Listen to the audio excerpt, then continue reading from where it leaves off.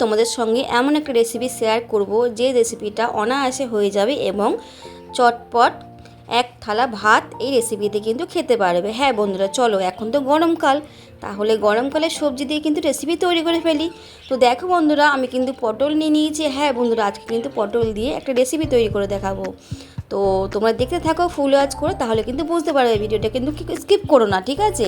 তো দেখো, ফার্স্টে নিয়ে নিয়েছি পটল, ওখানে নিয়েছি রসুন, পেঁয়াজ কুচি, কাঁচা লঙ্কা বেশ অনেকটা নিয়ে নিয়েছি, কিন্তু দুটো টমেটো নিয়ে নিয়েছি, ধনে পাতা আর নিয়ে নিয়েছি শুকনো লঙ্কা। তো এইটুকুনি জিনিস দিয়ে কিন্তু আজকে রেসিপিটা তৈরি হয়ে যাবে। তো দেখো বন্ধুরা, আমি আজকে আগে পটলগুলো দেখো মুখগুলো ছাড়িয়ে নিচ্ছি, আর চোখলা সমেত কিন্তু আমি কেটে নেব। দেখো, চোখলো সমেত কাটবে, তাহলে কিন্তু খুব টেস্ট হবে। তো আজকে পটল বাটা হবে। হ্যাঁ বন্ধুরা, পটল বাটা বা পটল ভর্তা, তোমরা যেটা নাম দিতে পারো। তো দেখো বন্ধুরা, খুব সুন্দরগুলো পটলগুলো 4 ভাগ করে কুচি কুচি করে একটু কেটে নেবে, যাতে পেস্ট হয় সুন্দর করে, ঠিক আছে? আর টমেটো কিন্তু অবশ্যই দেখবে। হ্যাঁ, পটল ভর্তা তোমরা অনেক রকম দেখেছো, তবে এরকম কিন্তু দেখোনি। তবে কেউ মিস করো না, আমি একটা কথাই বলবো, তোমরা যদি দেখো আর এরকম যদি একবার করে খাও, তাহলে কিন্তু বুঝতে পারবে, ঠিক আছে? তো দেখো বন্ধুরা, পটলগুলো সব আমার কাটা হয়ে গেছে। দেখো, চলো এবার আমরা ওভেনে ফিরে যাই। তো দেখো, ওভেনে কিন্তু আমি কড়াই বসিয়ে তেল দিয়ে দিলাম, আর এটা কিন্তু একদমই সরষের তেল দিয়ে হবে। তো আমি এবার শুকনো লঙ্কা আর কাঁচা লঙ্কাগুলো ভেজে নেব। তোমরা ঝাল অনুযায়ী কিন্তু দেবে। তো একটু ভর্তা বা বাটা ঝাল ছাড়া কিন্তু ভালো লাগে না। তো দেখো, আমি তার মধ্যে কিন্তু গোটা রসুন আর গোটা গোটা টমেটোগুলো কিন্তু দিয়ে দিলাম। তো আমি 3টে টমেটো দিয়েছি, মানে 2টো টমেটো দিয়েছি, অর্ধেক করে দিয়েছি, যাতে ভাজাটা ভালো হয়। ভেজে তারপরে কিন্তু আমি পেঁয়াজগুলো দিয়ে দেবো এর মধ্যে। দেখো, ওর মধ্যে কিন্তু সব দিয়ে দেবে। হ্যাঁ বন্ধুরা, খুব টেস্টফুল একটা রেসিপি বন্ধুরা, খুব টেস্টফুল।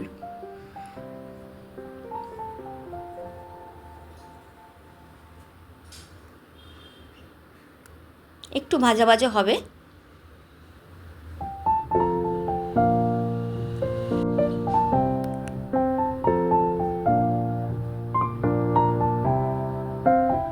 তো চলো বন্ধুরা, ভাজা হয়ে গেছে, আমি এবার নামিয়ে নেব। দেখো, আমি তেলটা একদম ঝরিয়ে দিলাম।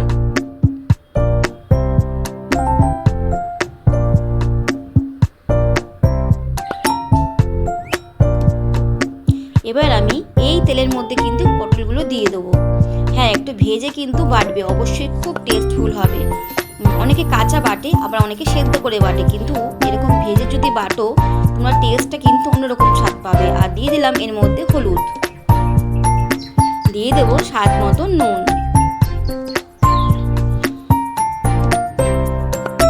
দিয়ে একটু নাড়াচাড়া করবো, ভাজা ভাজা হবে।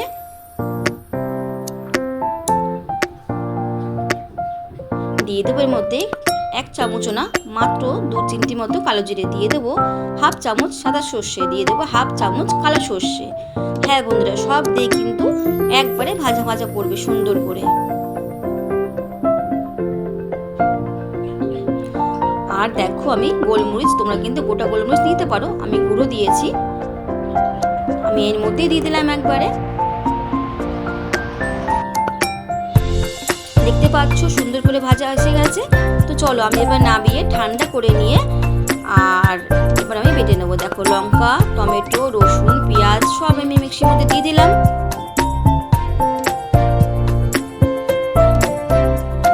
দিয়ে দেবো সেই পটল ভাজাগুলো, যেগুলো আমি রেডি করে রেখেছিলাম।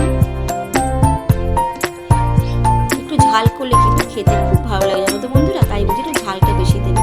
তবে যদি ঝালটা কম খাও, অনেকে ঝাল খায় না, তাহলে একটু কম ঝাল দিও। আমি ধনে পাতাটা কিন্তু একসঙ্গে দিয়ে দেবো বন্ধুরা। তো দেখো, ধনে পাতাটা সব দিয়ে একটা সুন্দর মিহিন পেস্ট হবে। তো চলো পেস্ট করে নিয়ে চলে আসি। দেখো বন্ধুরা, পেস্ট করে নিয়ে চলে এসেছি মিক্সির মধ্যে। দেখো কত সুন্দর পেস্টটা হয়েছে। দেখো, একটু দানা দানা রাখবে, একদম যে মিহিন করবে ওরকম না, একটু দানা দানা রেখেছি আমি, যাতে খেতে কিন্তু ভালো লাগবে। তো তো চলো আবারও আমি ওভেনে ফিরে যাই, একটু দেখি যে তোমাদের সামনে থেকে দেখো, এই দেখো একটু দানা দানা রাখবে, আর কতটা কালার এসছে খালি এখনই দেখো। তো চলো এবার আবার ওভেনে ফিরে যাই। তো ওভেনে আমি কড়াইটা পরিষ্কার করে নিয়েছি, ওই ওভেনে একটু তেল দিয়ে দিলাম। তেল দেওয়ার পর দিয়ে দেবো একটু কালো জিরে, সামান্য একটু কালো জিরে দিলেই হবে। দেখো কালো জিরেটা একটু গন্ধ ছেড়ে গেছে, মানে ভালো মতন স্মেল ছেড়ে গেছে। তো এবার আমি দিয়ে দেবো বাটাটা, যে বাটাটা আমি মিক্সিতে পেস্ট করে রেখেছিলাম। আর কিচ্ছু লাগবে না বন্ধু, যেহেতু সব আমার এর মধ্যে দেওয়াই আছে। দেখো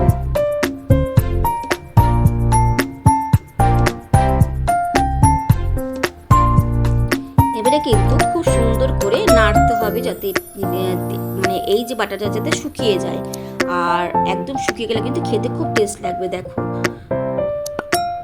এবার শুধু শুকনোর পালা আর নাড়ার পালা, কিন্তু এক নাগারে নাড়তে থাকবে যাতে লেগে না যায়, যদি না নাড়ো কিন্তু লেগে যাবে। দেখো বন্ধুরা